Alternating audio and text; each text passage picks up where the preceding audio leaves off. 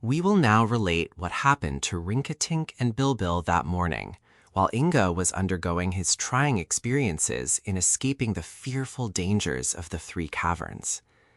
The king of Gilgad wakened to find the door of Inga's room fast shut and locked, but he had no trouble in opening his own door into the corridor, for it seems that the boys' room, which was the middle one, whirled around on a pivot, while the adjoining rooms, occupied by Bilbil and Rinkitink, remained stationary. The little king also found a breakfast magically served in his room, and while he was eating it, Click came to him and stated that His Majesty, King Calico, desired his presence in the royal cavern. So Rinkitink, having first made sure that the pink pearl was still in his vest pocket, willingly followed Click, who ran on some distance ahead. But no sooner had Rinkitink set foot in the passage than a great rock weighing at least a ton became dislodged and dropped from the roof directly over his head. Of course, it could not harm him, protected as he was by the pink pearl, and it bounded aside and crashed upon the floor, where it was shattered by its own weight. "How careless!" exclaimed the little king, and waddled after Click, who seemed amazed at his escape. Presently, another rock above Rinkitink plunged downward, and then another, but none touched his body. Click seemed much perplexed at these continued escapes, and certainly Calico was surprised when Rinkitink, safe and sound, entered the royal cavern. "Good morning," said the king of Gilgad. "Your rocks are getting loose, Calico, and you'd better have them glued in place before they hurt someone." Then he began to chuckle, hoo, he, heek, keek, eek. And Calico sought and frowned, because he realized that the little fat king was poking fun at him. "I asked your majesty to come here," said the Gnome King, "to show you a curious skein of golden thread which my workmen have made. If it pleases you, I will make you a present of it."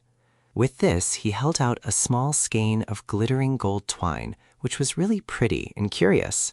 Rinkitink took it in his hand, and at once the golden thread began to unwind, so swiftly that the eye could not follow its motion, and as it unwound, it coiled itself around Rinkitink's body, at the same time weaving itself into a net, until it had enveloped the little king from head to foot and placed him in a prison of gold. "Aha!" cried Calico. "This magic worked all right, it seems." "Oh, did it?" replied Rinkitink, and stepping forward, he walked right through the golden net, which fell to the floor in a tangled mass. Calico rubbed his chin thoughtfully and stared hard at Rinkitink. "I understand a good bit of magic," said he, "but your majesty has a sort of magic that greatly puzzles me, because it is unlike anything of the sort that I ever met with before." "Now, see here, Calico," said Rinkitink, "if you are trying to harm me or my companions, give it up, for you will never succeed. We're harm-proof, so to speak, and you are merely wasting your time trying to injure us." "You may be right, and I hope I am not so impolite as to argue with the guest," returned the Gnome King. "But you will pardon me if I am not yet satisfied that you are stronger than my famous magic. However, I beg you to believe that I bear you no ill will, King Rinkitink, but it is my duty to destroy you, if possible, because you and that insignificant boy prince have openly threatened to take away my captives and have positively refused to go back to the earth's surface and let me alone. I'm very tender-hearted, as a matter of fact, and I like you immensely and would enjoy having you as a friend, but—" Here he pressed a button on the arm of his throne chair, and the section of the floor where Rinkitink stood suddenly opened and disclosed a black pit beneath, which was a part of the terrible bottomless gulf. But Rinkitink did not fall into the pit. His body remained suspended in the air until he put out his foot and stepped to the solid floor, when the opening suddenly closed again. "I appreciate your majesty's friendship," remarked Rinkitink, as calmly as if nothing had happened. "But I am getting tired with standing. Will you kindly send for my goat Bilbil, that I may sit upon his back to rest?" "Indeed I will," promised Calico.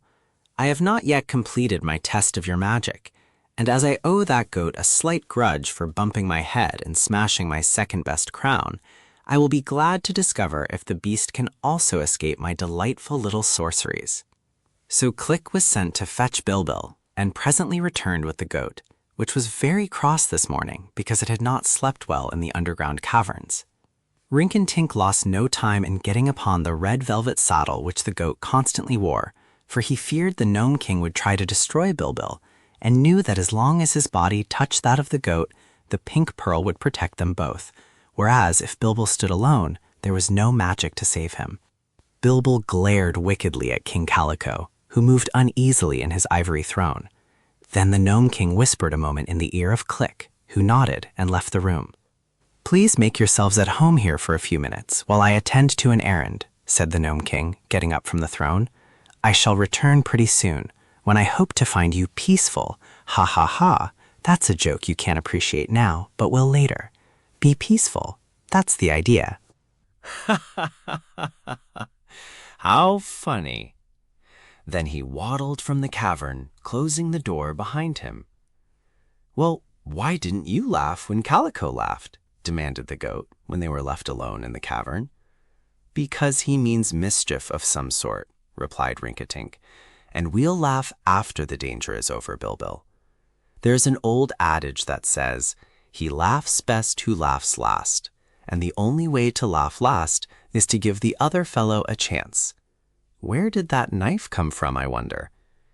For a long, sharp knife suddenly appeared in the air near them, twisting and turning from side to side and darting here and there in a dangerous manner, without any support whatever.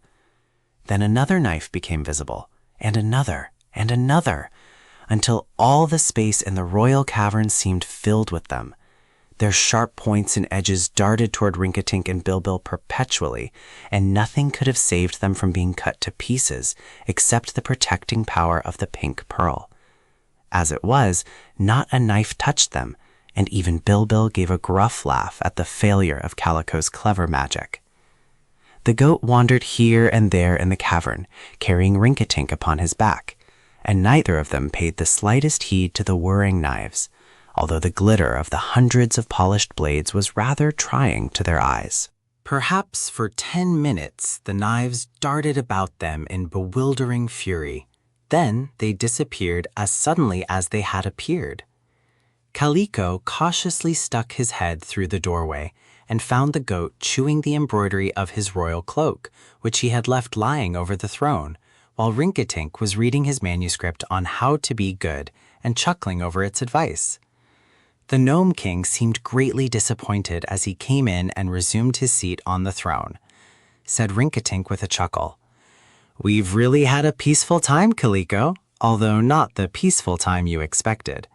Forgive me if I indulge in a laugh. Hoo-hoo, hee-hee-keek-keek-keek. And now, tell me, aren't you getting tired of trying to injure us?" "Eh-heh," said the Gnome King. "I see now that your magic can protect you from all my arts. But is the boy Inga as well protected as your majesty and the goat?" "Why do you ask?" inquired Rinkitink, uneasy at the question, because he remembered he had not seen the little Prince of Pingaree that morning. "Because," said Calico, "the boy has been undergoing trials far greater and more dangerous than any you have encountered, and it has been hundreds of years since anyone has been able to escape alive from the perils of my 3 trick caverns."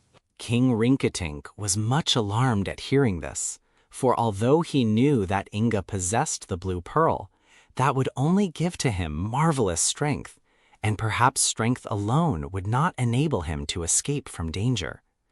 But he would not let Calico see the fear he felt for Inga's safety, so he said in a careless way, "You're a mighty poor magician, Calico, and I'll give you my crown if Inga hasn't escaped any danger you have threatened him with."